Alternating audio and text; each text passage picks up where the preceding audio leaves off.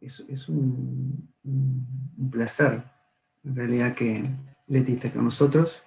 Ella, digamos, como ocupa varios lugares, más allá de los institucionales, también afectivos, dentro del equipo de P y del taller. Son de esos casos que hicimos como un proceso de muchos años.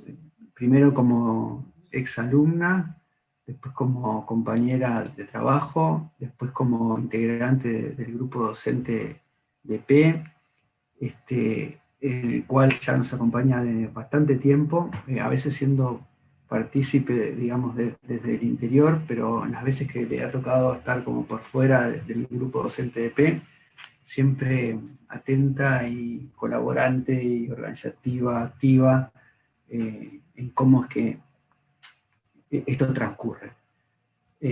Por otra parte, Leti es docente de la opcional de arquitectura digitales,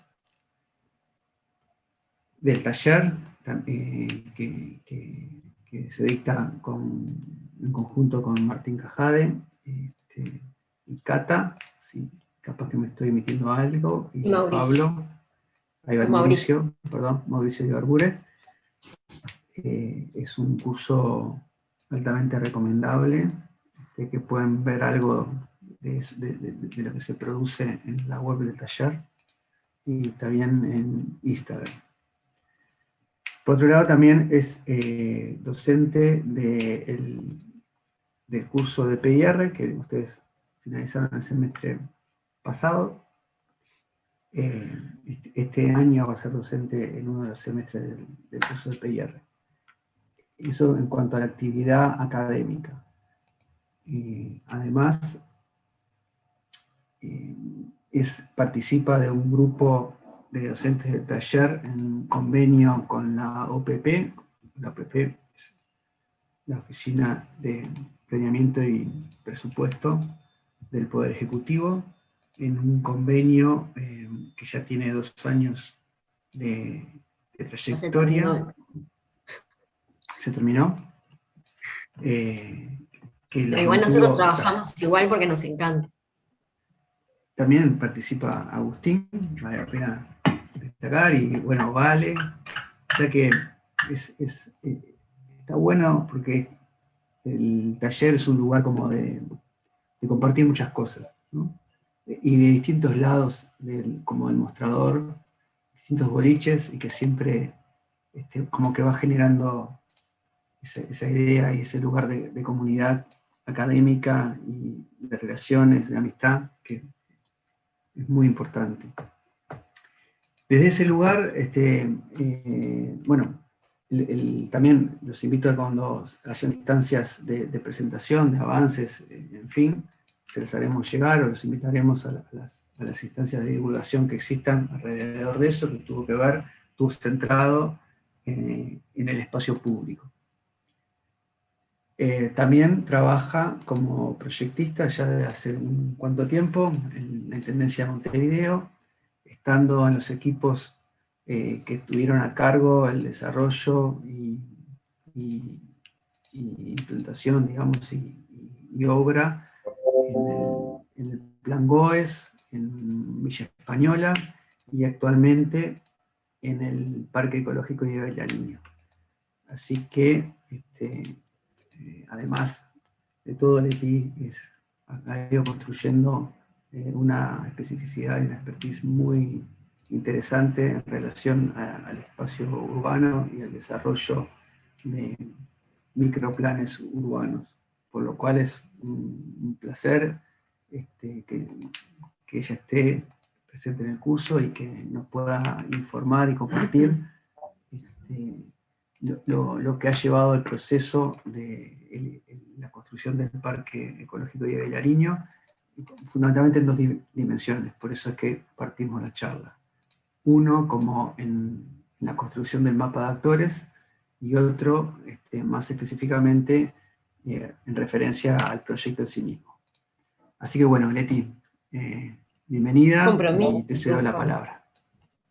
Qué compromiso este. Después de esta presentación, no puedo quedar mal. Bueno, buen día, primero que nada. Eh, Nada, ya hizo la introducción Rufo, y a ver, les voy a compartir un poco la pantalla. Mi idea hoy es, a ver, voy a contarles un poquito del mapa de actores, como decía Rufo, pero voy a empezar un poquito más de atrás y tratar de contarles un poco de la historia del lugar, porque necesito como ese marco, darles el marco histórico, digamos, de construcción del espacio en donde vamos a trabajar, para que entiendan un poco cómo fue que llegamos a este mapa de actores y todo lo que eso implica. Entonces, por eso voy a partir como la conversación de hoy en tres pedacitos, algo que es un poco más conceptual, digamos, y eh, de alguna manera es una reflexión personal, pero que me gustaría compartirla con ustedes. Y no es personal porque la piense solo yo, pero es un tema que a mí me preocupa mucho, entonces me parece que está bueno conversarlo entre todos y ver qué opinan. Un poco de historia sobre lo que se llamaba Isla de Gaspar, ahora Idea Vilariño, para que entiendan dónde estamos ubicados históricamente, y después un poco conversar sobre cómo estamos construyendo el programa y sí, un poco relacionado más a lo que hicieron esta semana, me parece. Entonces, a ver si ahí me deja poner la pantalla.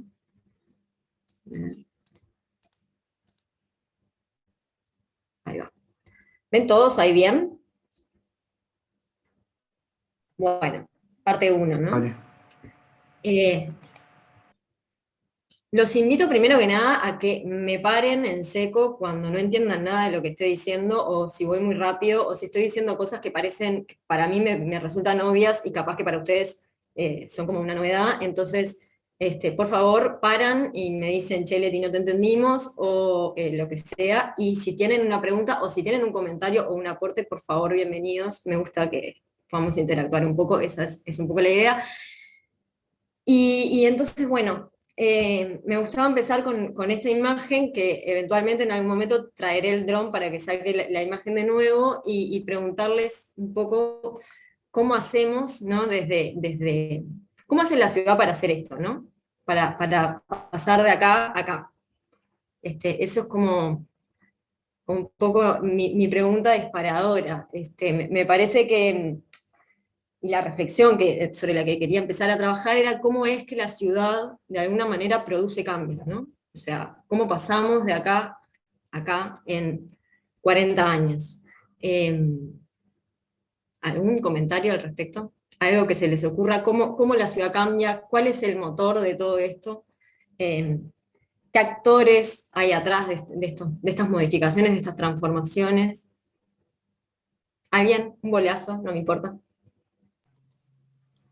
Leti, me parece que la imagen anterior de Montevideo la pasaste rápido. Ahí va. Está bueno porque pareció como la misma para No, alimentar un poco.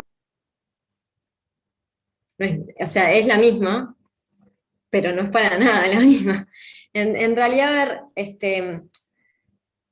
desde distintos ámbitos en los que trabajo, como dice Rufo, y también como de algunos campos de investigación en los que estoy metida, a mí me resulta como muy impactante justamente esto del crecimiento de la ciudad y las transformaciones urbanas, como desde la gran escala hasta la escala más pequeña, ¿no? Porque en realidad vamos a estar viendo que la escala pequeña es la que finalmente produce esto. Entonces, me gustaba como empezar planteando que estas transformaciones claramente se producen a fuerza de cambios en la sociedad en la que vivimos, ¿no? Hay una sociedad detrás de esta construcción, básicamente es el marco de vida de una sociedad concreta, ¿no? Que es nuestra sociedad. Entonces, los cambios sociales producen modificaciones en el entorno urbano, desde lo más concreto hasta y detrás de esos cambios, yo identifico, y hay bastante literatura al respecto, pero como tres actores claves que están funcionando a veces más, con más interacción y a veces con menos, pero que son fundamentales como para el desarrollo de estos cambios. Hay un actor que es como evidente, que es el mercado, ¿no? La producción del hábitat por fuerza de, el mercado, y acá pongo un ejemplo, pero en realidad el mercado, este es como digamos, el paradigma del mercado, ¿no? La gran constructora, la construcción como a gran escala, pero después el mercado desde lo más chiquito, ¿no? Yo que voy y alquilo una casa, estoy habitando la ciudad desde esa lógica, ¿no? Desde la lógica del mercado. El mercado es un actor que modifica el entorno construido concretamente. Después hay otro actor que hay gente que le llama la producción social del hábitat, ¿no? En realidad es la sociedad más menos organizada, construye su hábitat desde otra lógica que tiene que ver ya no con la valorización del suelo, sino con la de satisfacer una necesidad concreta, que es la de vivir en una casa, ¿no? Entonces, ahí podemos encontrar capaz que las cooperativas de vivienda, pero después también podemos encontrar otras de habitar que tienen que ver más como con la informalidad y con el ocupar espacios que quedan disponibles, digamos, disponibles, y la gente los coloniza y los habita de maneras un poco más informales. Si voy muy rápido me dicen, ¿eh? Esto justamente es una imagen del asentamiento Isla de Gaspar en el 2017, que es el lugar donde ustedes están trabajando hoy. Entonces, como para que se ubiquen, yo estoy parada mirando a la Ravide. Y lo que están viendo básicamente allá en el fondo es el cantero del centro, donde está ubicado el bloque de servicios, que más adelante lo van a poder visualizar pero bueno. Y el tercer actor que está como en la vuelta es el Estado, ¿no? Son las políticas públicas, o sea, es el desarrollo de todos los mecanismos que tiene el Estado para dar respuesta a la construcción de la ciudad, ¿no? Algunas son las políticas públicas concretas de vivienda, por ejemplo, pero también la planificación, ¿no? O sea, la planificación urbana como constructora de cierto tipo de ciudad. Es decir, nosotros, esto también me gustaba capaz que contarles, porque es como el imaginario menos, capaz que no es lo que uno se imagina cuando entra a la facultad, ¿no? ¿Qué va a hacer? Pero a veces terminamos trabajando en estas cosas y pensando como estas cosas, ¿no? Bueno, ¿cómo sería la ciudad del futuro? ¿Cómo quiero que la ciudad crezca? ¿Dónde quiero que estén ubicados los espacios públicos? ¿Cómo se conectan esos espacios públicos? Básicamente hay un rol de la planificación en imaginar la ciudad del futuro. Muchas veces, muchísimas veces, van a ver que en realidad las políticas públicas y la planificación van a ir atrás de lo que sucede con los otros dos ámbitos, ¿no? Sobre todo con la producción social del hábitat. Cuando el mercado no da solución, cuando el Estado no da solución, la sociedad busca las maneras y resuelve por sí misma una necesidad que es básica. Entonces, muchas veces, desde la política pública, tenemos que dar respuesta a destiempo de las cosas que pasan en una realidad que es mucho más rápida, mucho más dinámica, que la realidad de la planificación.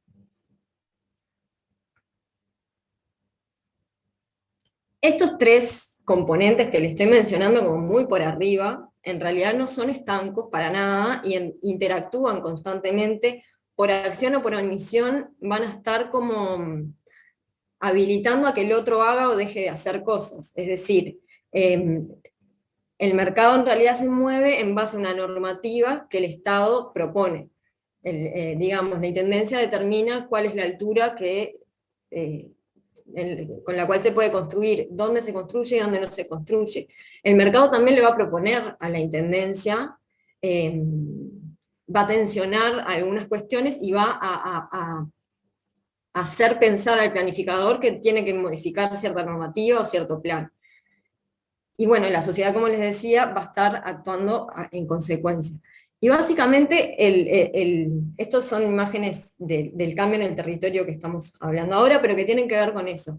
Las tres patas de las que estamos hablando, cómo se van posicionando en el espacio y lo van colonizando y lo van modificando. Esto se los voy a pasar después para que lo miren con más detalle, pero era una introducción a lo que es el territorio hoy en día, ¿no?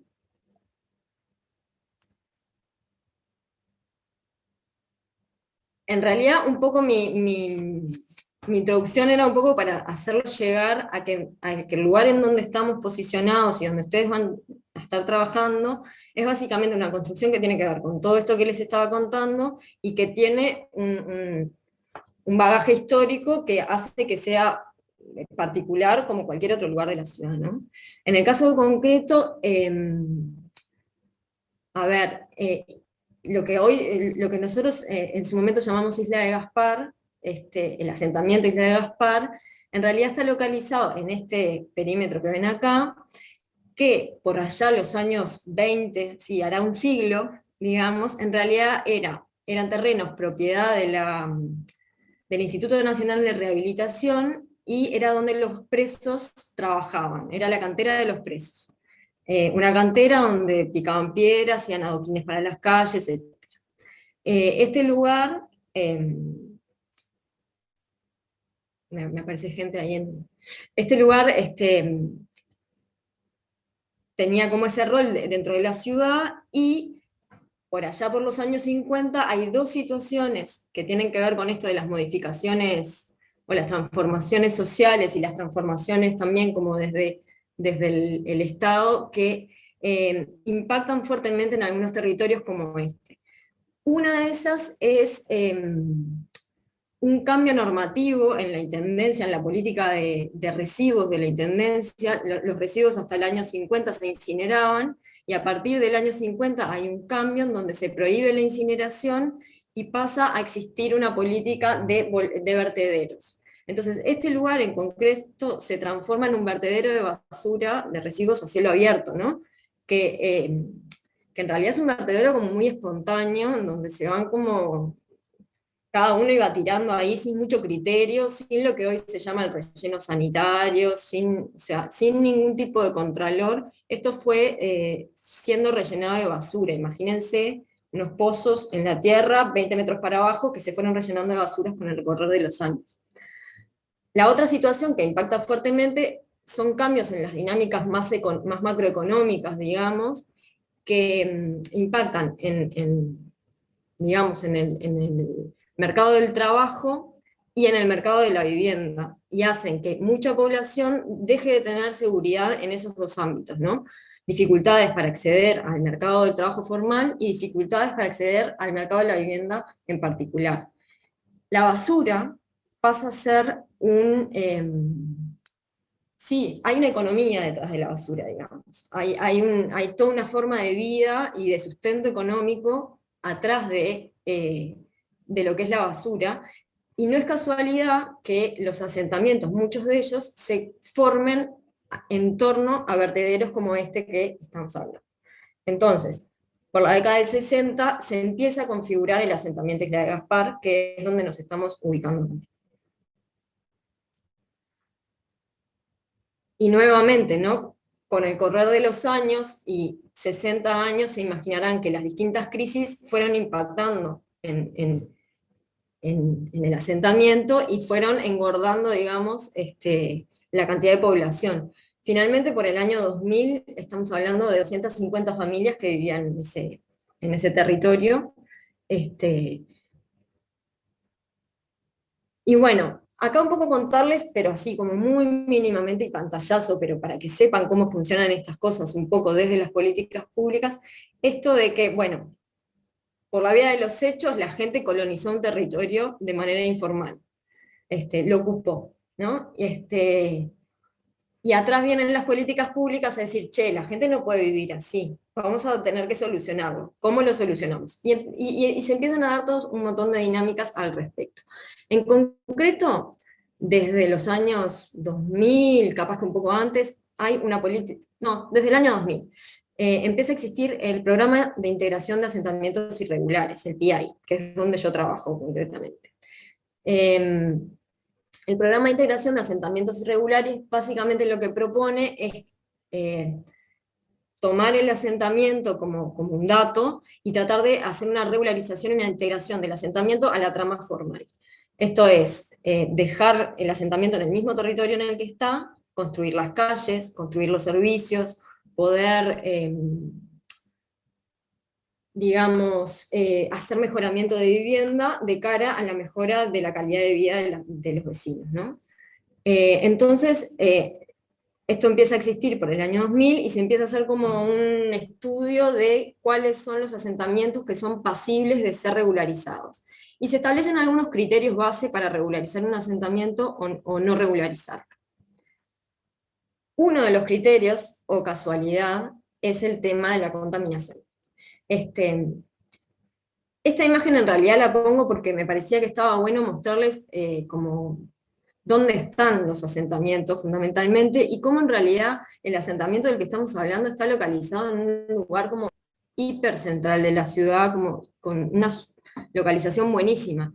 Tiene todos los servicios, tiene recolección de residuos, tiene saneamiento, alumbrado público, las calles están pavimentadas, hay una cercanía a las vías principales de movilidad de la ciudad, estamos hablando de que acá está Avenida Italia, por acá está 8 de octubre, o sea, es un espacio súper central, y era como de cajón que este lugar era buenísimo para que fuese regularizado. Es mucho más fácil regularizar un espacio central que regularizar, por ejemplo, un asentamiento ubicado acá, que probablemente no tenga saneamiento, probablemente no le llegue el ómnibus, probablemente no le llegue la recolección de residuos. ¿Qué pasa? Cuando nosotros regularizamos en la periferia, muchas veces tenemos que extender todos esos servicios y encarecer el costo de la ciudad. Este lugar no tenía todo eso. Este lugar era como ideal para una regularización. Pero, basura mediante, no cumple uno de los criterios fundamentales para poder regularizar, que es el hecho de que el suelo no esté contaminado. Este suelo, porque por toda esa historia que les contaba antes, es un suelo que tenía algunos grados de contaminación, y eso se vio como un impedimento para regularizar, y ahí inicia toda una historia que es súper linda, pero capaz que está bueno que la investigue cada uno, que es toda la historia de la relocalización, que es el otro mecanismo que se está trabajando para intervenir en asentamientos. Uno es regularizar, o sea, trabajar in situ, y otro es relocalizar a la población en algunos casos como este, ¿no? Cuando tenés o un terreno inundable o un terreno contaminado, tenés que moverla de las familias a otro lado. Entonces, esas 250 familias que vivían en estas condiciones fueron relocalizadas, y la relocalización terminó por allá en el año 2018. En paralelo, mientras esta relocalización se estaba dando y había todo un equipo técnico trabajando en eso, le golpean la puerta al equipo donde trabajaba yo, que nosotros en ese momento estábamos trabajando en el área de GOES, y nos proponen, el programa donde yo trabajaba en GOES estaba terminando, y nos proponen traer la misma lógica de intervención a este territorio, un poco con la preocupación de que este espacio vacante era un problema para la ciudad. Una vez que las familias terminaran de relocalizarse, ese espacio vacío era un espacio de conflicto, porque era un espacio que podía volver a ocuparse, que además tenía todo este tema de la contaminación, que había que ver qué se podía hacer y qué no. Entonces, por el año 2015 nosotros empezamos a trabajar en el barrio. En el 2014 hicimos todo el estudio que les voy a contar ya la semana después de turismo. Pero un poco la pregunta era eso, bueno, ¿cómo producimos este cambio? ¿No? La misma pregunta que les hacía al principio. Ahora, ¿qué se hace con este terreno vacante? Esta es una imagen del asentamiento hacia el final de la relocalización. Por eso ven acá algunas casas que ya están demolidas. Esta es Isla de Gaspar. Por acá está la Rabide, este es el Cantero. Un poco para que se ubiquen en la lógica. Entonces, bueno, el equipo en el que trabajo en realidad, después de muchas veces haber presentado este trabajo en muchos lados, hemos llegado como a 4 conclusiones o 4 claves de las cosas, de lo que hacemos, o sea, de la práctica, de lo que llevamos adelante, sí. De alguna manera es como, hay 4 ejes que se dieron en GOES y que acá nos está pasando como básicamente lo mismo, ¿no? Y que nos parece que son aspectos claves no sé si del éxito, porque ya veremos, pero por lo menos de la práctica concreta que llevamos adelante. Hoy voy a estar hablando de 2 de estos temas, los otros 2 los vamos a dejar para la semana después de turismo, eh, porque la idea era un poco concentrarnos en esto de cómo construimos el programa. Pero básicamente los 4 puntos son esos que ven ahí. El proyecto nosotros es un proyecto integral, trabaja como desde muchas puntas, no solo desde el espacio público, que es el que vamos a ver hoy. El proyecto es un proyecto colectivo e informado, y vamos a ver también después de turismo de qué se trata eso, que es medio pomposo parece. Y lo que vamos a charlar hoy es que nosotros trabajamos el proyecto como un dinamizador, llamémosle, y tratamos de incorporar a los vecinos en el proceso. ¿Por acá todo bien? Capaz que estoy yendo medio rápido. Estoy bien. ¿Preguntas? Bien. Cuando les comento esto de que el proyecto nosotros lo tratamos como un dinamizador, un poco quería conversar con ustedes sobre esta cuestión de cómo poder medir la escala de la intervención en la que estamos, ¿no? Y poder ver que en realidad tiene, obviamente, como todo, un peso local muy importante, pero que a su vez hay un peso desde la escala metropolitana, ¿no? Esto no es una plaza. Yo eso se lo digo mucho a las trabajadoras sociales con las que trabajo, ¿no? A veces dicen, no, bueno, los vecinos y la plaza. No es una plaza, esto es un parque. Y el parque como tal tiene una dimensión, no solo física, ¿no? En la cantidad de hectáreas que tiene, sino con una dimensión urbana, que es bien distinta a la de la placita del barrio. En ese sentido, está bueno, y está bueno para el equipamiento que ustedes construyan, poder pensar que en realidad el programa, el contenido concreto, tiene que tener las 2 cosas, ¿no? Esta escala local y de poder abarcar lo que el vecino necesita, pero a su vez que le pueda dar cabida a actividades un poquito de más alto vuelo, digamos. Para la vecina de enfrente, el parque es su placita de la esquina, ¿no? O sea, funciona y tiene que tener lo que el vecino de enfrente necesita. Tiene que tener la hamaca, tiene que tener el banco, tiene que tener el arbolito donde se pueda sentar a tomar mate, porque es una condición necesaria, ¿no? Por otro lado, tenemos que poder pararnos un poquitito más de lejos y pensar cómo hacemos para, de alguna manera, construir un espacio que pueda empezar a visualizarse por el resto de la ciudad de una forma distinta, porque estamos trabajando en un espacio que de alguna manera está visualizado como una zona roja, como un sector conflictivo, en donde hay algunos temas de inseguridad, en donde se visualiza como un espacio precario. Entonces toda esa historia a la ciudad le pesa. Al que vive capaz que a muchísimas cuadras, no sé, en el Prado, este lugar no le resulta particularmente atractivo.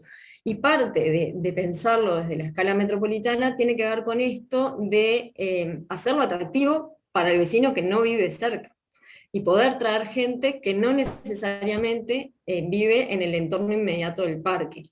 Eso es pensar como en darle dinamismo al barrio, ¿no? Mover flujos de gente en distintos horarios, poder pensar en el día y en la noche, poder pensar en los usos permanentes y en los usos eventuales, poder tratar de entender cuál es la lógica o cuál es el atractivo de este parque en comparación a otro parque de Montevideo. O sea, ¿qué tiene de especial este lugar que no tenga el Prado, o que no tenga el Parque Valle o el Parque Rodó? ¿Cómo hago para que el vecino que vive muy lejos quiera venir acá, ¿no? No sé si estoy siendo lo suficientemente concreta, pero la idea es un poco esto, de que uno Sí, se A la entiende. rural del Prado va al Prado, ¿no? O sea, y cuando está el Montevideo Rock tengo que trasladarme hasta donde me pongan el escenario del Montevideo Rock. O sea, hay una parte de la construcción del espacio que tiene que ver con esto. Elisandra, ¿tú querías No, no, decir porque algo? se entiende bárbaro, perfecto. No, ¿Sí? no, te comentaba eso. Y, o sea, ¿cuál sería la necesidad? O sea, la gente que va al parque, más allá de la placita, ¿cómo identificar los usos, más allá de sentar y tomar mate? Bien, Un perfecto. poco eso. Genial, genial. No, la pregunta es cómo identificar los usos, digo, para nosotros. O sea, Sí, sí, sí, sí, te entendí perfecto. Un poco de eso vamos a conversar ahora, sí, pero dos cosas al respecto. Hay una identificación de usos que tiene que ver más con el entorno, sí, como con las fortalezas sociales vinculadas al entorno. Hay una parte de esa construcción que tiene que ver con las políticas públicas y con la institucionalidad, es decir, que sí, que los actores que tienen capacidad de generar agenda tengan este lugar como un lugar posible de ser utilizado. ya, Que a la gente, que a la administración se le ocurra que el evento, en lugar de realizarlo en determinado lugar, que ya está dentro del imaginario colectivo de la ciudad, lo puedo realizar acá. Empezar a colocar sí, el espacio como disponible. Me explico lo que estoy diciendo, es un poco sí, difícil capaz en términos o teóricos, sea que pero O sea que la intendencia tiene como una agenda de actividades que de repente podían funcionar en ese lugar, ¿es eso? exacto, o O, sea, o de repente exacto, nosotros. exacto. O sea, hay una parte que la intendencia y cualquier otro actor, ¿no? O sea, la intendencia, el MIDES, hay una parte del uso de la ciudad que tiene que ver con, sí, esta agenda, digamos, de eventos y actividades, algunos que son fijos y permanentes y que ya tienen como su localización medio que obligada. Hay algunos que en realidad pueden ir boyando un poco más por la ciudad, y esos que vienen, que boyan por la ciudad o que no aparecen todos los años, sino que de repente un año a alguien se le ocurrió hacer una feria de no sé qué, puedan empezar a visualizar como este lugar como un lugar atractivo. ¿Cuál es el desafío y eso lo vamos a hablar más como en la clase que viene, pero cuál es el desafío desde nuestra parte, desde el proyecto? Bueno, poder construir un espacio suficientemente flexible como para que cualquiera pueda visualizar que acá puede realizar ese evento especial o esa feria o ese toque, o como que acá hay un lugar que puede servir para esto. ¿Se entiende? Eso más como a escala metropolitana, ¿no? Ujú. Sí, Sí, se sí. entiende. Igual también hay como un montón de otros factores más, ¿no? Tipo, yo por ejemplo quiero ir al Parque Rodó y tengo un ómnibus de cualquier lado prácticamente para llegar directo y bajarme en el Parque Rodó. Y tipo, también es como que se necesita un poco toda esa intervención más Perfecto, grande, ¿no? sin duda, Que sin igual duda. nosotros no lo vamos a hacer, pero está. No, no, pero en realidad está buenísimo y está perfecto el comentario, porque en realidad es cierto, y hay dos cosas al respecto. En realidad tenés el ómnibus que está en la esquina. O sea, hay una parada de ómnibus que está acá y que es un ómnibus, el 300 para acá, por ejemplo. El 300 o el 370, no me acuerdo, pero es uno que viene del centro, digo. Pero sin lugar a dudas, hay un compromiso que tiene que ser desde la institución, de la Intendencia de Montevideo, de poder modificar capaz ciertas líneas de transporte y hacerlas pasar por la Ravide. Sin lugar a dudas, eso es uno de los desafíos que nosotros venimos trabajando y venimos insistiendo con movilidad.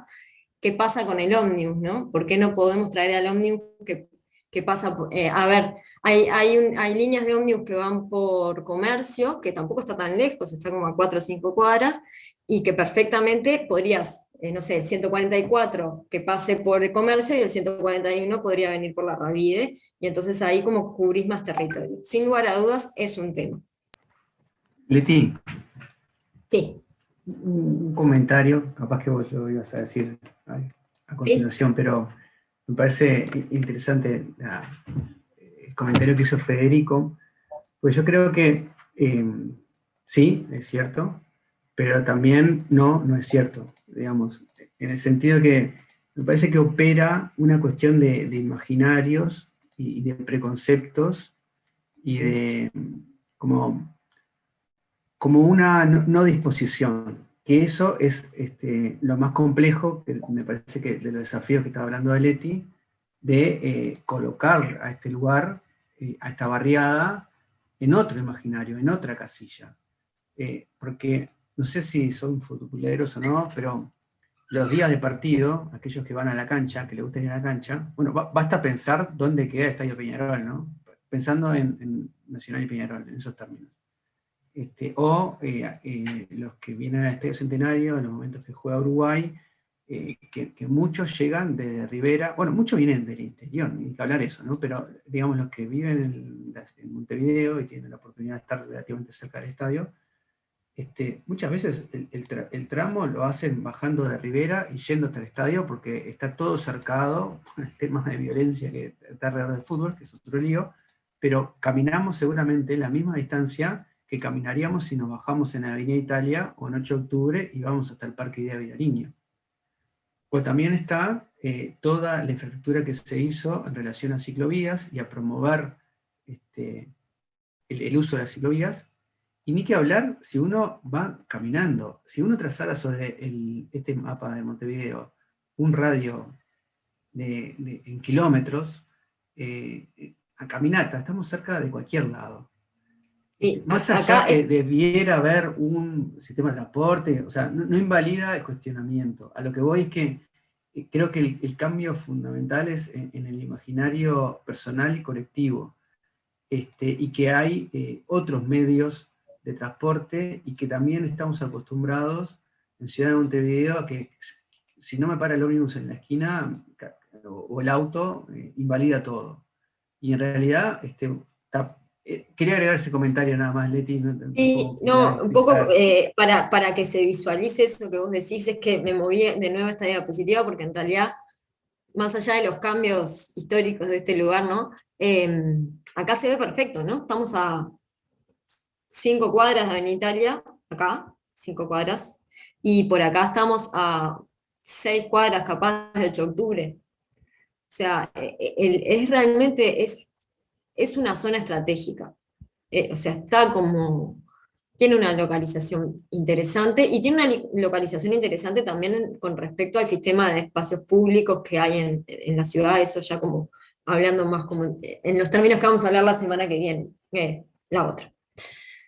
Pero bueno, un poco esto se los dejo también como para que piensen que, así como en el espacio público tenemos que pensar esto, en el centro comunitario, que ustedes le están llamando así, que ustedes están proyectando y que está además inserto en este espacio público concreto, me parece que es bien interesante poder pensar en esto de los flujos, ¿no? De gente, en la movilidad de la gente, en para qué gente estamos proyectando, en los usos del día y la noche, la semana y el fin de semana, en la flexibilidad de un espacio que pueda como amoldarse a distintas necesidades. Esto pasa para adentro y para afuera, me parece, o sea, un poco por eso lo cuento, y me parece que está como bueno dejarlo ahí como en algún layer y para pensarlo. Sí, Rufo. Adelante, vos. No. Un poco, y es la única imagen del parque que vamos a ver hoy, porque me quería centrar más como en otras historias, pero el proyecto lo estamos dividiendo como en 3 etapas, sí, en 3 etapas en principio. Hoy está en obra la parte más como verdecita, esa que ven ahí, y un poco en ese sentido de poder, sí, equipar el parque, darle más intensidad de uso, poder como multiplicar sí, el uso que se le pueda llegar a dar. Nosotros fuimos dejando algunos espacios, como el predio donde van a trabajar ustedes, que nosotros le llamamos como espacios de reserva, es decir, donde puedan eventualmente localizarse equipamientos cerrados, que tengan un vínculo con el parque, pero que complementen las actividades al aire libre que se pueden llegar a dar y que intensifiquen los usos como en otras estaciones, ¿no? Que habiliten el uso en invierno, que habiliten otro tipo de actividades que sean complementarias. Entonces, un poco en ese sentido, el terreno en donde ustedes están trabajando está ahí y tiene esa idea, como esa idea de poder abarcar otro tipo de usos. El segundo punto en realidad está vinculado al primero y tiene que ver con la pregunta que hacía Elisandra bueno, ¿cómo identificamos qué usos y cómo, ¿no?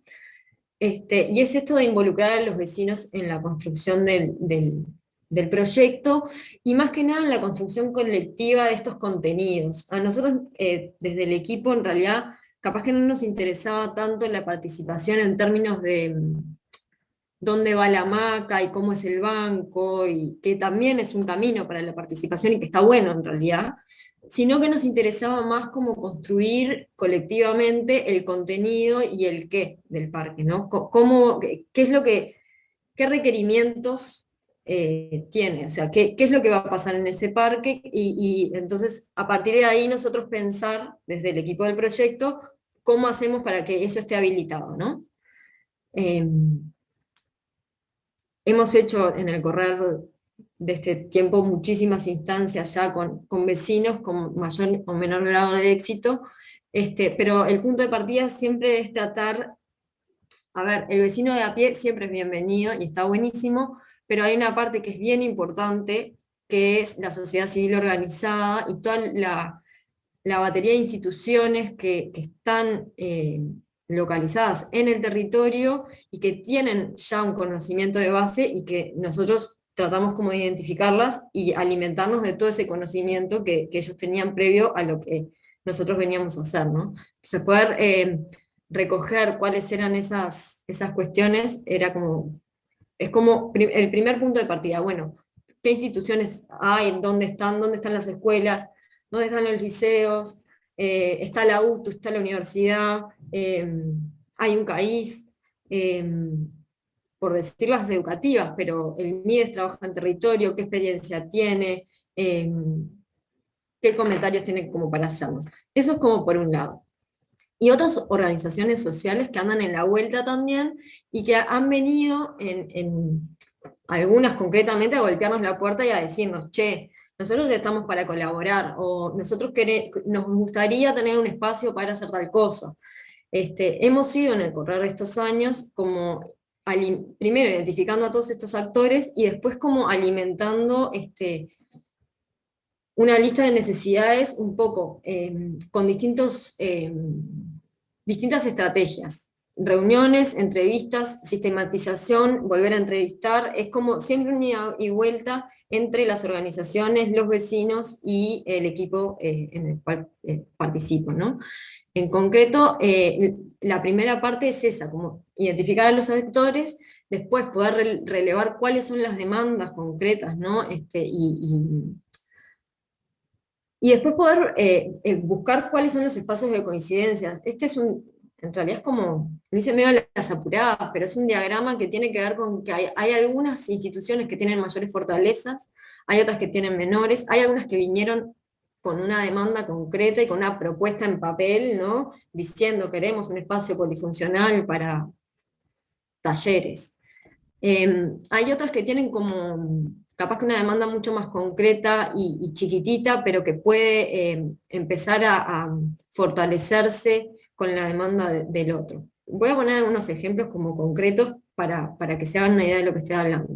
Nosotros trabajamos en un territorio en donde tenemos a la Universidad de la República instalada a 3 pasos, porque en realidad la Facultad de Ciencias está ahí, tenemos al ICEF, y si bien ellos no se han acercado en concreto a nosotros los identificamos como un actor súper relevante y al cual desde la Intendencia ir a golpear la puerta para decirles, che, ya que está el ICEF y tenemos al Club Huracán de buceo en la vuelta, ¿no podremos como tener ahí una interacción entre educación física, Huracán Buceo, los niños del barrio, hacer como alguna movida por el estilo? el equipo de playa del buceo, me encanta. Vinieron un día a golpearnos la puerta porque quieren tener un espacio al aire libre, pero que no esté en la playa, para en invierno poder hacer uso y jugar a la paleta y al frontón.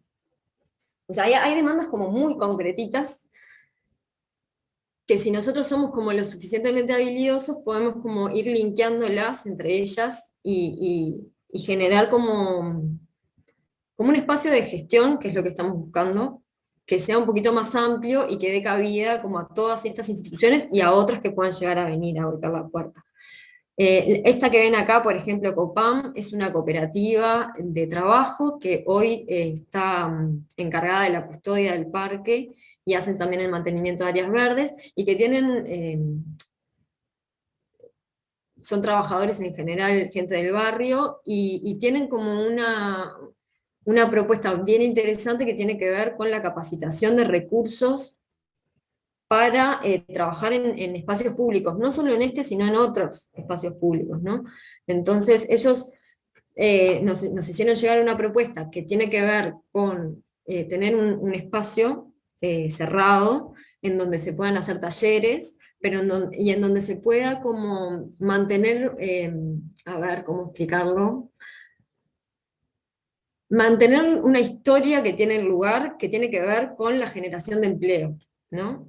La generación y la capacitación de empleo. En su momento fue con la basura, y hubo algunas instituciones que trabajaban ahí en la vuelta tratando de mejorar las condiciones de trabajo de los recicladores, por ejemplo. En este caso podría reconvertirse eso y ser un espacio de capacitación para el mantenimiento de espacios públicos, o para la generación de equipamientos, por ejemplo, para espacio público. Tenemos un par de UTUs en la vuelta que también podríamos tener algún convenio que tenga que ver con eso.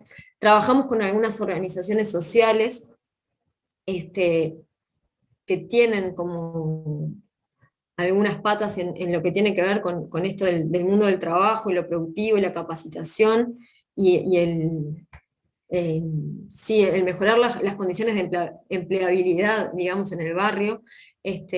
Algunas de ellas, por ejemplo, Gramín, vino con una idea de tener una cocina comunitaria un poco diferente, armar como un espacio de coworking, sí, cocina coworking, una cosa así, ¿no? Como que nos preguntaban, bueno, ¿qué pasa si en realidad armamos como esta cocina y se alquila por hora y la gente puede venir y hacer su mermelada? Y la vecina que hace alfajores tiene un espacio que es más grande que su casa, entonces puede ampliar su productividad y tener más capacidad de venta, y además esa cocina cumple con bromatología, entonces empieza como a haber una economía que puede como instalarse ahí en las inmediaciones del parque, y capaz que la vecina termina vendiendo los alfajores el sábado mientras los niños remontan cometas, no sé, como empezar a pensar cuestiones asociadas al uso del espacio público. Un poco por ahí, también eso que les decía, tratamos de identificar las organizaciones, identificar sus demandas y poder ver dónde coincidían, a ver si podemos generar como estas sinergias o estos espacios en común. Hemos ido haciendo, como les decía, distintas entrevistas. Hay proyectos que tienen como un poco más de cabida que otros, hay algunos que están como un poquito más determinados y tienen como hasta una temporalidad, si se quiere, o cosas así. Hay otros que son un poco más blandos y todavía inciertos, pero capaz que pueden llegar a entrar, y no está de más como tenerlos en cuenta. Y lo que fuimos haciendo fue armar como empezar a pensar en qué espacios se necesitan para estas demandas, para dar respuesta a estas demandas, y ponerlos en común, ¿no? Entonces, hemos ido alimentando durante estos últimos 2 años, creo, de todas estas iniciativas, las hemos ido tratando de sistematizar de alguna manera, ir pensando, bueno, este es el espacio que necesito para esto, este es el espacio que necesito para esto otro. Y ahí nos dimos cuenta que era muy necesario sentarlos a todos en una misma mesa y decir, bueno, a ver, todos están pidiendo un salón para talleres. No podemos darle un salón a cada uno, ¿verdad?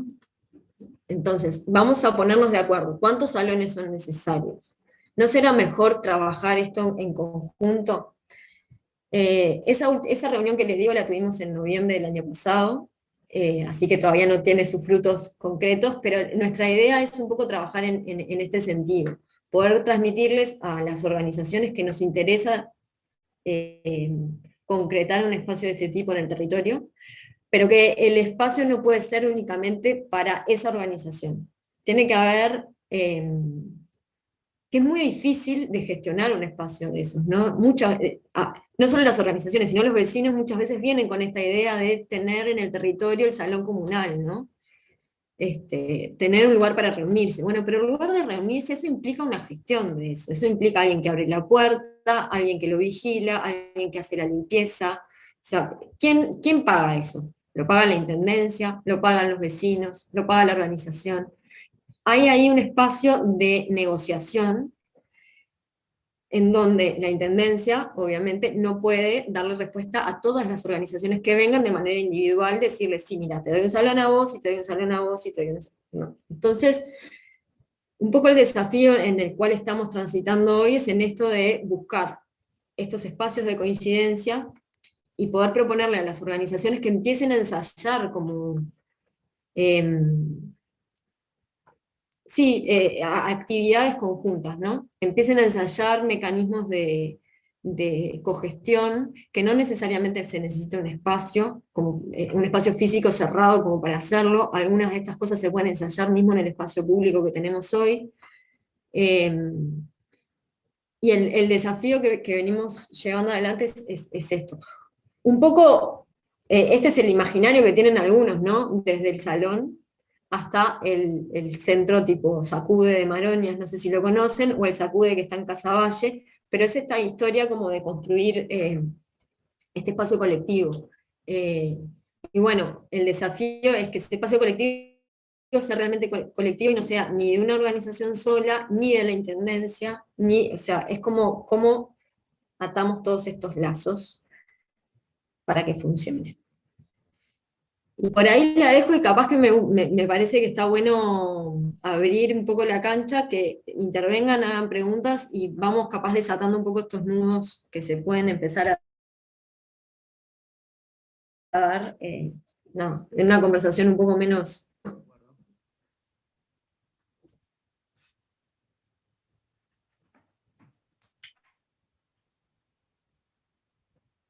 Fui un poco rápida. No, estuvo bárbaro. Escuchemos comentarios. Para mí estuvo bárbaro.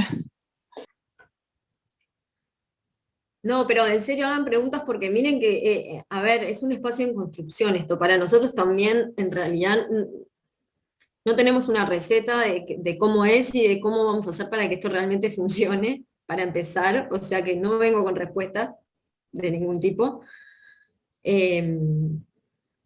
Básicamente lo que estamos haciendo es esto, bueno, ver quién anda en la vuelta, qué interés tiene, la comparsa quiere ensayar, en qué horario se ensaya. Hay una parte que tiene que ver mucho más con la gestión que con el espacio concreto. Creo que eso es como una de las puntas como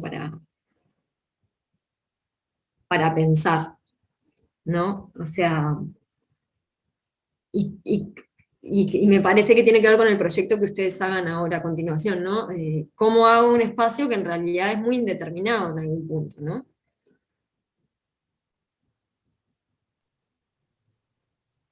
Leti, como para romper un poco también el hielo y a ver si aparecen preguntas o consultas.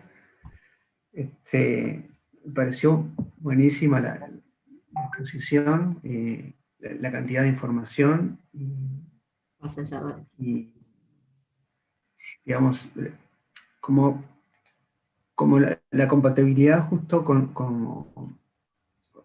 lo específico y claro que está la pertinencia de tu exposición con el curso. Porque hay muchos links y vías de comunicación, ¿no?, entre una cosa y otra. Acá, fundamentalmente, estamos hablando de un parque, como mostraste claramente la escala, 7,5 hectáreas, o sea, no es una placita, queda clarísimo. 12. 12, perdón.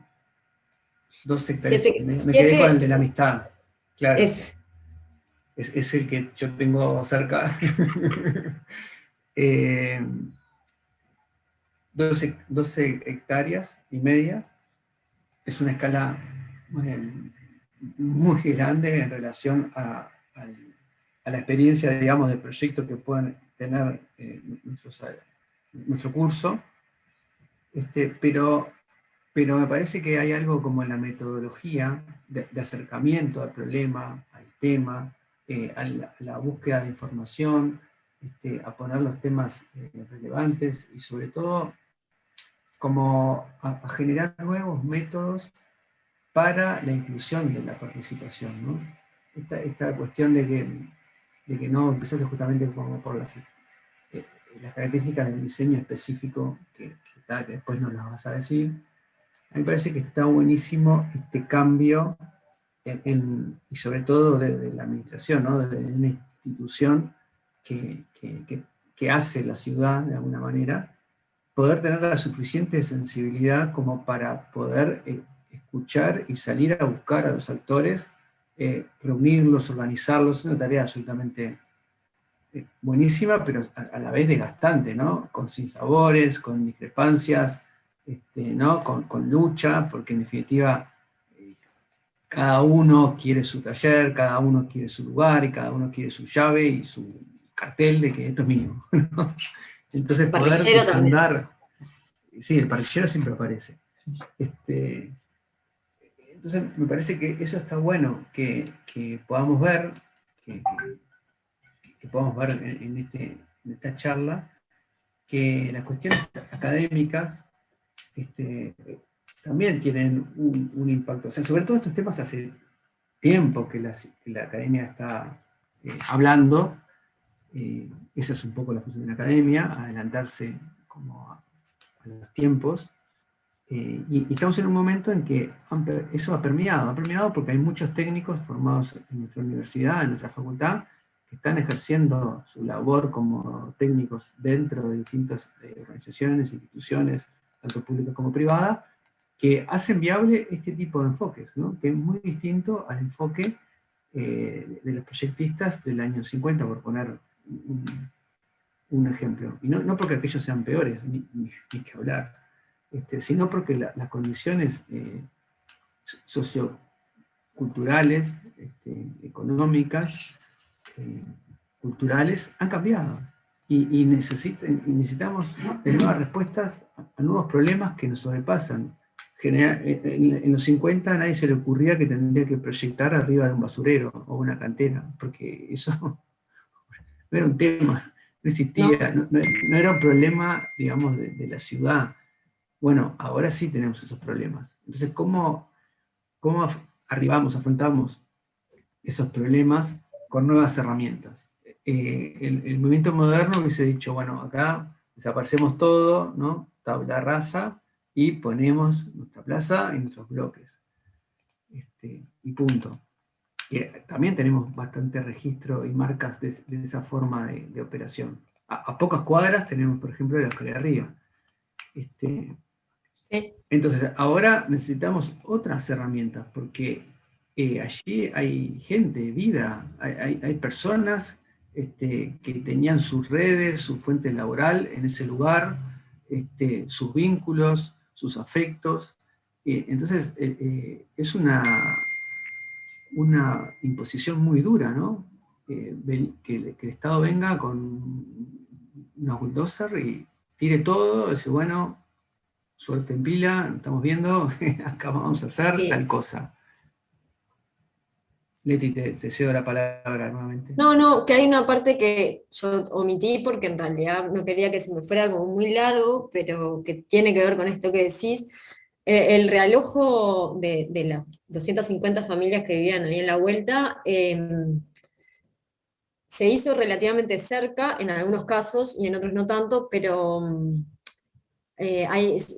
fueron 5 complejos, 5 complejos de vivienda. 4 de ellos están ubicados en Malvin Norte y la zona de Zunfelde, cerca de la Escualerría también, hay 4 de ellos. Hay otro que sí está como súper lejos, que está como por Cochabamba, Y después hubo 70 familias, que no es poca cosa, que accedieron a vivienda por compra de vivienda usada, que es una modalidad que ahora no se está usando tanto, pero que en realidad está bien buena, que es que la familia que vivía en el asentamiento y que tiene como capaz que más capacidades de afrontar la formalidad de alguna manera, se le da un subsidio para comprar una vivienda, y en general todos compraron vivienda en la vuelta, ¿no? En la zona del parque. Después yo les puedo pasar algunos links a videitos y cosas que tienen que ver más con el realojo para que bichen, pero, porque es interesante en realidad la historia, pero es verdad que los vecinos de Isla de Gaspar, digamos, los históricos, los que vivieron toda su vida ahí, como vos decís, Rufo, en realidad siguen formando parte del territorio, y es importante también no dejarlos afuera como de esta movida, porque no es justo para arrancar. Y entonces también como poder escuchar la historia de este lugar como parte del, sí, del programa arquitectónico y de gestión que se implemente, me parece como bien importante. Por eso cuando viene la cooperativa y nos dice, bueno, acá este territorio tiene, este lugar, les voy a mostrar acá, donde estaba el planito, esto que ven acá, es un espacio que hoy es muy parecido al centro comunitario que están proyectando ustedes, divino, pero en realidad son unos salones espantosos, hechos con bloque, muy mal construido, con unas chapas, no sé qué, pero que funciona un poco como base de operación de la cooperativa y del equipo de territorio nuestro, ¿no? Y la cooperativa lo que nos dice es, este lugar concreto, que es parte del parque, siempre fue un lugar asociado al laburo, a darle laburo a la gente, a que la gente tuviese mejores capacidades para trabajar. Eso no se puede perder. Y hay que escuchar como esas cosas que te dice el barrio, ¿no? Y tiene que ver con la gente que fue del realojo, ¿no? La gente que trabajaba con la basura durante mucho tiempo trabajó en este lugar. Entonces, es un poco eso, sí. Sí, claro, porque si no se producen, pues seguramente en el primer acercamiento, o sea, si nos situáramos ahora a poner en 2025 como usuarios del parque ecológico, seguramente estuviéramos viendo un parque espectacular, con refinado y contemporáneo diseño en sus trazados y en su espacialidad, con servicios y equipamientos acordes, y quedaría capaz que en una primera percepción podría ser solamente como rescatar o observar aquellos elementos materiales, físicos, reales que están allí, perceptivos, ¿no? Porque tiene también una fuerte impronta todo lo que es el arbolado y las especies, en fin. Y quizás no note en una primera lectura todo esto, que tiene un espesor, ¿no? Porque todo este proceso empezó hace muchísimos años, y que hubo que convencer a las familias para ser realojadas y darle distintas modalidades, y hacerlos ver que era un futuro posible, lo que nosotros ahora vamos a estar viendo y lo que seguramente en 4 años todo el mundo va a ver. Y eso, para echar a andar algo, implica mucho esfuerzo. Y mucho esfuerzo en incluir a las personas en un proceso de proyecto de cambio urbano importante, que sea participativo y que realmente los contenga, ¿no? Porque cuando esto no se hace así, lo que sucede es lo que se denomina como el proceso de gentrificación, en donde la ciudad interviene, hace este tipo de parques espectaculares desde el punto de vista únicamente del diseño arquitectónico, pero inmediatamente genera la expulsión de todas las personas que vivían allí, ¿no? Se empieza a dar un proceso de incremento del valor del suelo, porque claro, es evidente que no era lo mismo vivir enfrente a un asentamiento, antes una cantera y antes un vertedero. No, que vivir enfrente a un parque. Y vivir un parque que va a estar espectacular. Entonces, evidentemente se genera una plusvalía, un valor de mercado, alguien que gana, que aprovecha esta oportunidad, y que evidentemente al subir todo, lo que pasa es que la gente se ve excluida, se ve obligada a irse de la ciudad, digamos, a construir, a seguir extendiendo esa periferia que Leti nos contaba. Entonces, ese proceso, justamente, es lo que las administraciones, las instituciones públicas encargadas de generar como entornos como de convivencia ciudadanos, tienen que estar especialmente interesadas en evitar esos procesos e integrar que nueva oferta, digamos, de vivienda se acerque a comerciales, buenísimo. Con distintos tipos de inversión y para distintos tipos formas de vida y condiciones económicas, sociales y culturales, y sería lo ideal. Pero para eso debemos asegurar igualdad de condición de base. Entonces, si yo parto de la base que los realojos van a irse a la periferia, porque son los terrenos más baratos, y de última son población que en otro tiempo no era considerada como parte del proceso de planificación y renovación urbana, pasa lo que pasa hoy cuando veo el mapa de Montevideo. Es el proceso histórico de los territorios de Casaballe, ¿no? De Malvin Norte, en fin. Es eso, y es reconocer también lo carísimo que es eso, ¿no? Para la ciudad. Lo carísimo, sí, claro. O sea, hoy es baratísimo porque el suelo es barato, entonces si yo realojo en la periferia es mucho más, o sea, mucho más rápido, capaz, y más barato.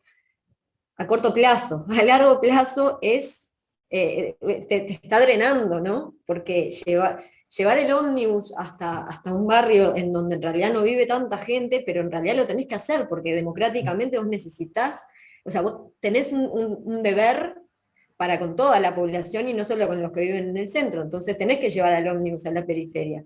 Ese ómnibus va a demorar mucho más en llegar al centro. Vos no vas a poder poner tantas líneas, porque la cantidad de gente sigue siendo la misma, más o menos, nunca varía, ¿no? Pero el ómnibus va a tener que ir más lejos. Eso, en realidad, encarece un montón la dinámica de la ciudad. No, además, no solo del punto de vista económico, sino del costo cultural, si se quiere, y social que tiene, porque si lo que terminás generando son como especies de gueto, porque ¿no? Los más pobres se vienen para acá, los medianos están acá, hay una cuestión de la dinámica social y de lo que la interacción entre los grupos sociales genera, que es muy rico culturalmente, que termina siendo, se desaparece. Por lo tanto, sí, la realidad lo de sentarte en el banco de escuela con alguien distinto deja de existir porque en realidad somos todos iguales en cada uno de nuestros núcleos territoriales. Entonces, la idea también de como estas infraestructuras urbanas de mediano porte, ¿no? Estos parques que deberían terminar siendo lugares justamente de interacción social, está bueno pensarlo desde ese lugar, ¿no? Es decir, cuando empiezan a aparecer los distintos actores que andan en la vuelta, donde yo puedo generar identidad y reconocimiento de zonas, donde puedo, mediante un trabajo, eso de estar de al lado del vecino o del que esté, sabiendo cuáles son sus demandas, si se quiere, sus contradicciones, y las puedo trabajar y las puedo generar en un espacio que de alguna manera lo permita y que la gestión también lo permita, es cuando empiezan a aparecer como lugares interesantes de la ciudad y eso, sigo admitiendo gente. Sí, sin duda hay una parte, es mucho más, les diré desde la experiencia que es mucho más fácil, o sea, es muy desgastante y difícil, como decía Rufo, lo de ir armando como esta demanda colectiva y tratar como de vincularse con las organizaciones. Pero es mucho más fácil que el vecino de toda la vida pueda visualizar el cambio y que el vecino y que las organizaciones que están en territorio de larga, ¿no? Desde hace muchísimo tiempo, vean esto de lo cual nosotros estamos hablando. O sea que para nosotros el diálogo con las organizaciones locales y con los vecinos es mucho más fácil a veces que con las instituciones más externas, digamos. Incluso con la propia intendencia, les diré. creo que los vecinos de a pie y las organizaciones del barrio se dan mucho más cuenta del cambio brutal que está sucediendo en el barrio, de la oportunidad inmensa que implica esto, y muchos están subiendo a esto, ¿no? Y vienen a golpearnos la puerta porque creo que entienden la dimensión de eso. Nos está generando muchas dificultades. La otra pata que ahora Rufo medio que mencionaba, ese desafío de que el de afuera vea esto como un espacio de oportunidad, es muy difícil. En esto de tratar de incorporar nuevos usos al parque, nosotros le propusimos a la Intendencia localizar acá en el parque el sector de áreas verdes de la Intendencia. Las oficinas de áreas verdes de la Intendencia hoy están localizadas atrás del Británico, ahí en Tres Cruces. Tremendo, o sea, es un terreno cotizado, además de que es carísimo, está en un lugar como el Británico, está así, ¿no? Con los dientes afilados, se quiere tirar encima de ese terreno. Entonces la Intendencia tiene como ahí como la idea de venderlo, porque además al sector de áreas verdes le queda un poco chico el lugar. Entonces la idea es mudar áreas verdes. Y nosotros dijimos, ¿por qué no viene áreas verdes para acá? Está buenísimo. Áreas verdes adentro de un parque y poder pensar en que haya un semillero y que haya un vivero municipal que esté un poquito más cerca de la ciudad y que la gente entonces pueda venir al vivero a comprar plantas y que no sé, o sea, empezamos como a delirar con todo un montón de cosas y cuando trajimos áreas verdes de la Intendencia a ver el lugar, a ver si se colgaban y venían y se instalaban acá, no. No, de ninguna manera, pero los trabajadores no van a querer venir acá. O sea, a veces es mucho más difícil mover a la propia institución que a los vecinos. Eso quería como, esa necesidad de cambio de imaginario colectivo y cambio en cómo el resto de la ciudad ve este lugar, esa es la parte más como desafiante y difícil.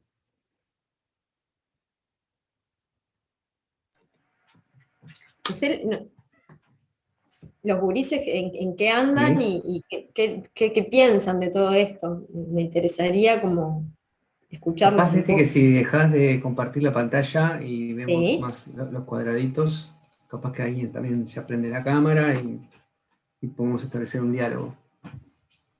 Sí, es todo muy ver para creer, ¿no? Ver para comprar, ¿no? Una vez que ya esté todo armado, que ya está todo lleno de comercios alrededor, ahí sí quiero. Si no, antes no. Antes piensan que es para complicarse la vida o todo eso. Sí, tal cual. De ahí el desafío de la disciplina, ¿no? Y de lo que nos dedicamos, a lo que decidimos dedicarnos, ¿no? Porque en realidad siempre estamos manejando el futuro, ¿no? Un tiempo X. Y más en procesos urbanos de esta entidad, ¿no? En donde tenés que, en el cuento, imagínate lo que cuesta hacer el cuento de un proyecto de escala de arquitectura.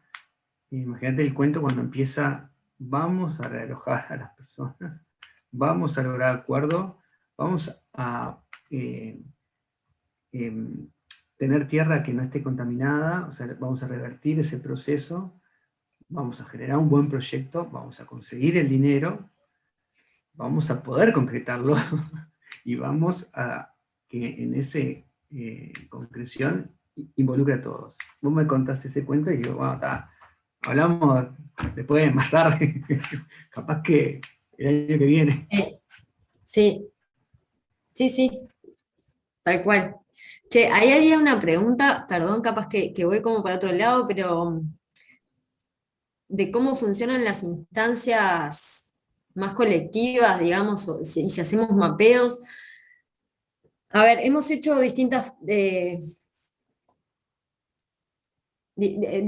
sí, tuvimos distintos procesos en todo esto. La pandemia nos ha complicado un poquito porque en realidad el año pasado veníamos como con la idea, vieron este planito que yo les mostraba de que en realidad trabajamos por etapas y nosotros ahora estamos proyectando lo que es la etapa 2 del parque que está arriba del talud y más contra la cancha de Huracán. Nuestra intención era el año pasado estar trabajando todos estos temas de participación y tener como 5 talleres que al final fue uno solo y se nos terminó de pinchar. que la idea era que fuera con vecinos. Ese primer taller que hicimos el año pasado, en realidad ya habían habido otros talleres que ahora les contaré, pero lo que hicimos fue más una recorrida por la obra. Tratamos de llevar como unos cartones enormes que tenemos donde estaban los renders del proyecto y el planito. Entonces en el plano indicaba, bueno, acá hay la pista y nos paramos en el talud. Si van en algún momento van a ver que hay un desnivel muy grande en el terreno. Entonces nos paramos desde arriba y miramos y empezamos a decirles, bueno, ahí está la cancha, ahí va a estar la pista de skate, ese lugar allá van a ser las hamacas. Entramos como primero como en un reconocimiento del proyecto que ya estaba existente, para poder trabajar como qué se podía hacer con esa infraestructura que nosotros les estábamos proponiendo.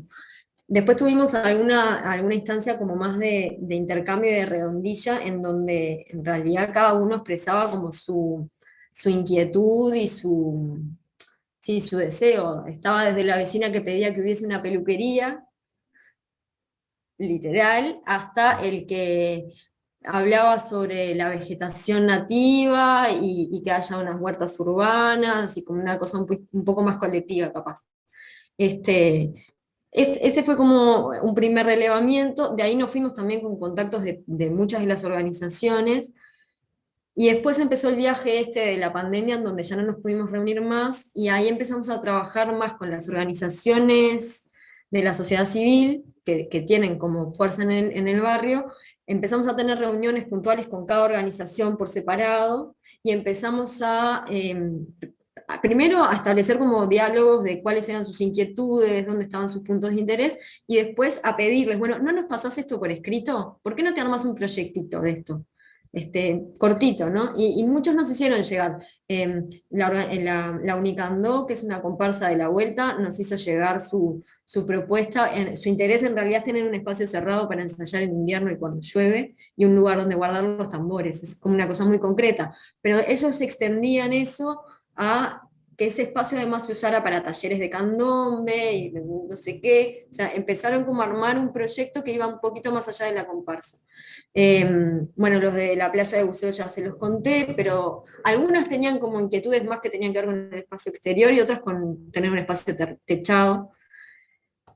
Muchos nos entregaron eso en papel, y después fue esta puesta en común, en donde les mostré, o sea, lo que hicimos fue mostrarles básicamente el cuadro ese en donde mostrábamos cuántos te estaban pidiendo un salón, ¿no? Y con colores, y decirles, miren, en realidad ustedes quieren todos lo mismo, chiquilines.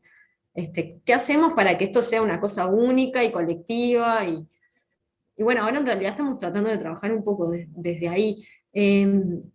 Igualmente el mapeo es una estrategia válida. En alguna ocasión llegamos a hacer, había una imagen que les mostraba ahí, que fue durante la presentación del proyecto que nosotros hicimos por el 2018, antes de empezar la obra.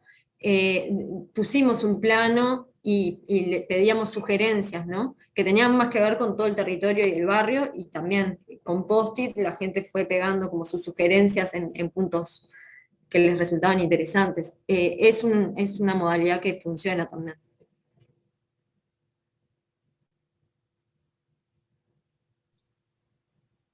No sé si respondí la pregunta. Sí, perfecto. Creo que en cada instancia, Elisandra, vos tenés como, es decir, ver cuál es el mecanismo de aproximación también es una tarea como de diseño, si se quiere, de la instancia. Digamos que con Leti como cosas de esas fuimos trabajando en lo que hicimos con OPP y lo que estamos haciendo ahora de trabajo de investigación de psiques, que lo venimos como desarrollando desde ahí, y casi todas son válidas, pero digamos como que el paso primero es querer escuchar, digamos, y que sea, porque también hay como puede haber como una falsa participación desde el lugar de decir, nos juntamos pero para mostrarte lo que yo voy a hacer. ¿Se entiende? Es decir, es como distinto estar desde un lugar receptivo y de coproducción, si se quiere. Mirá, esto es la idea que nosotros traemos porque sí tenemos experiencia, porque sí tenemos cierto imaginario, porque de hecho nos dedicamos a eso, pero nos interesa saber lo que vos pensás y lo que vos querés. No solo como una construcción, o me parece a mí que no debería ser solo como una construcción del programa en la lista de demandas, sino que en la participación concreta del proyecto. Vos decís como una validación de tu proyecto, llevas tu proyecto y pedís que te valide. Te den la No es la palmadita en la espalda. idea. Si Claro, lo que no te, es la claro, idea, ¿no? no debería ser solo eso.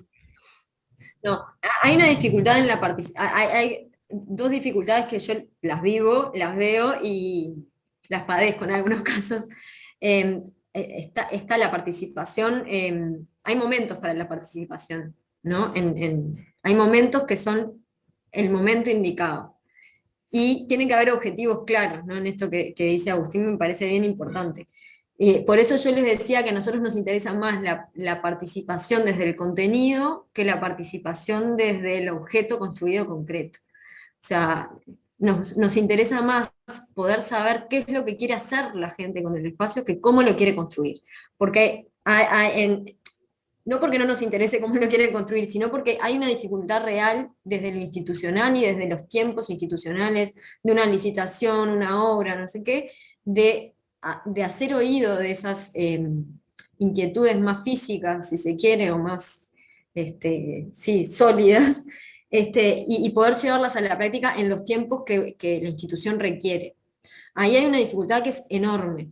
Por lo menos para nosotros ha sido como muy difícil como poder llevar las dos cosas en tiempos similares. En concreto, por ejemplo, me pasó con la parte de la pista de skate, que uno muy, muy ingenuamente va y agarra una pista de skate del mundo y dice, esto tiene que funcionar, yo no sé nada de pista de skate, no tengo tiempo. Esto fue así como funcionó. Hago un copy-paste de esta pista, la acomodo acá en el plano, y la pongo, va a funcionar bien.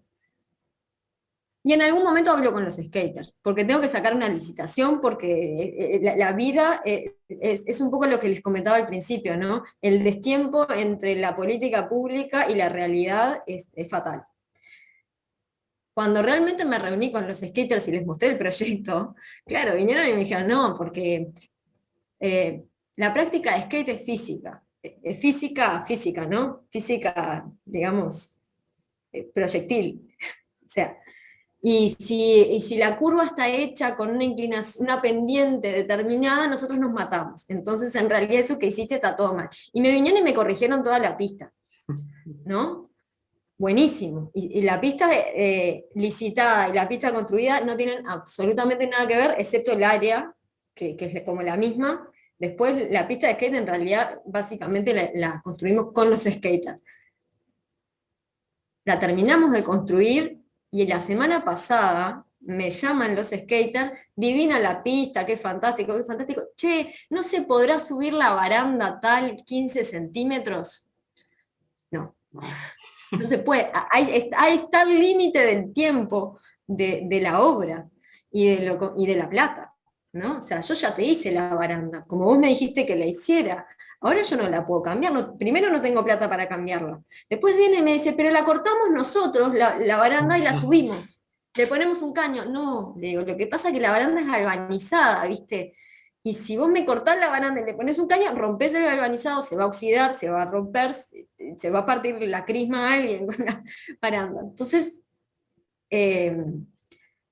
hay que mediar y tener como mucha cintura para administrar como toda esa intensidad de demandas y poder dar respuesta, pero en la medida de las posibilidades reales y de los tiempos reales de la vida, que van como, a veces van a tiempos muy distintos.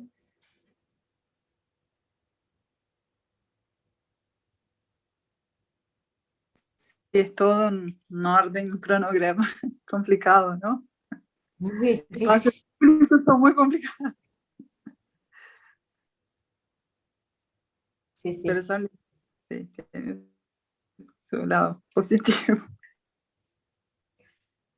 en realidad está buenísimo y después te parte el alma, ¿no? Decís, "Bah, y ahora, ¿cómo hago para arreglarle la baranda al skater?", ¿no? O sea, te queda comiéndote la cabeza, porque está.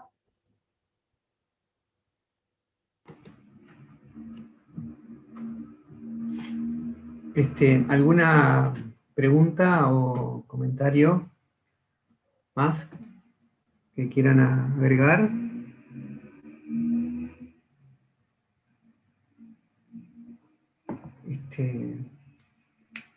Bueno, si no, Ay, yo tengo una consulta. sí. ¿Cómo se da? Que Leticia creo que habló en un momento, Sí. pero no me quedó claro. ¿Cómo se da el tema del ómnibus, la línea del ómnibus? O sea, primero se genera una necesidad o directamente a la intendencia ve que, bueno, que hay gente viviendo ahí, que hay que tener una línea de ómnibus. ¿Cómo funciona eso? ¿Cómo se prioriza para aumentar una línea de ómnibus o se genera Y una necesidad? ¿Cómo es? No me quedó claro. ¿Cómo funciona ese no, mecanismo así?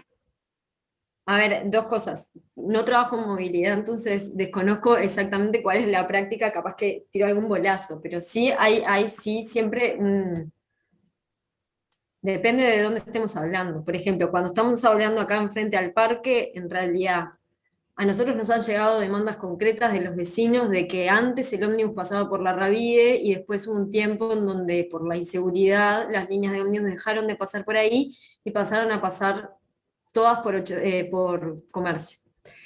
Entonces hay una demanda concreta y ahí hay un trabajo que puede hacer la propia intendencia, por ejemplo, nosotros tratando de llevar este pedido a la gente de movilidad y decirles, che, quieren que vuelva el ómnibus por la Ravida.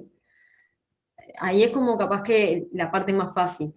Después cuando hay un barrio nuevo o un barrio más lejos de la ciudad, la verdad es que no sé decirte cómo se tramita, digamos, esa negociación entre la demanda concreta del barrio y de los vecinos, la negociación con las empresas de transporte, porque no nos olvidemos que si bien las líneas las determina la intendencia, son cooperativas o empresas privadas las que llevan adelante el transporte de Montevideo. Entonces ahí hay una parte que tiene que ver con una negociación también con el privado, y la verdad es que no sé ahí cómo se median esas tres partes.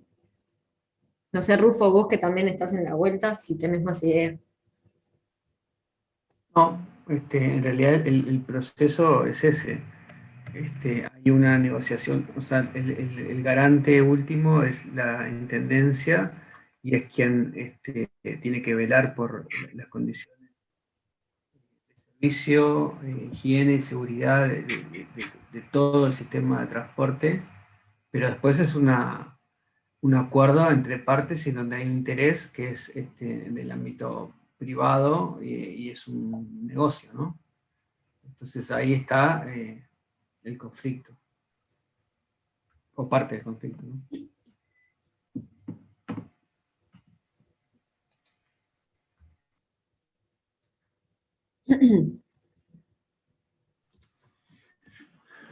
Bueno, si les parece bien,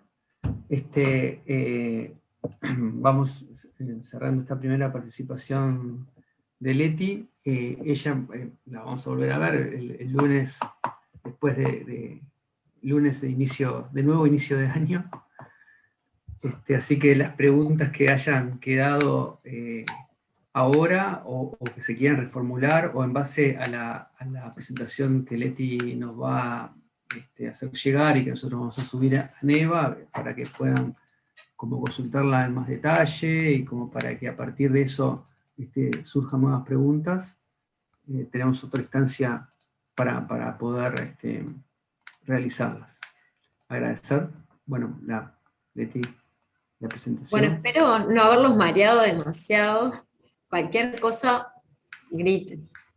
Lo suficiente.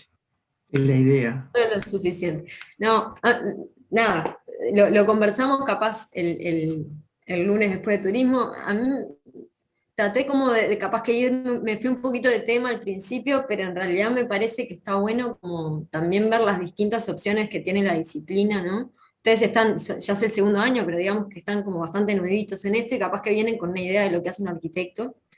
Y yo les puedo asegurar que yo nunca me imaginé que yo iba a trabajar en lo que trabajo ahora y que esta era una posibilidad como dentro de la carrera de arquitectura, ¿no? Me parece que es interesante o está bueno, y en esto, y más ustedes que tienen toda esta posibilidad de trayectos y cosas y idas y vueltas que tienen para dar, que sean como conscientes de cuáles son como las salidas laborales concretas y lo que uno puede hacer después de que se recibe, ¿no?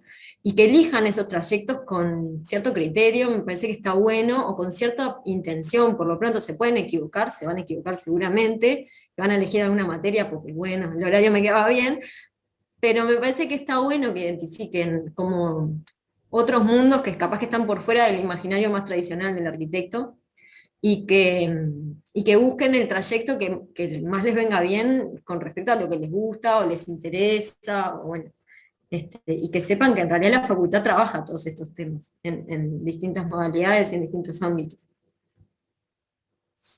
Así que por eso un poco me fui como lejos, para volver.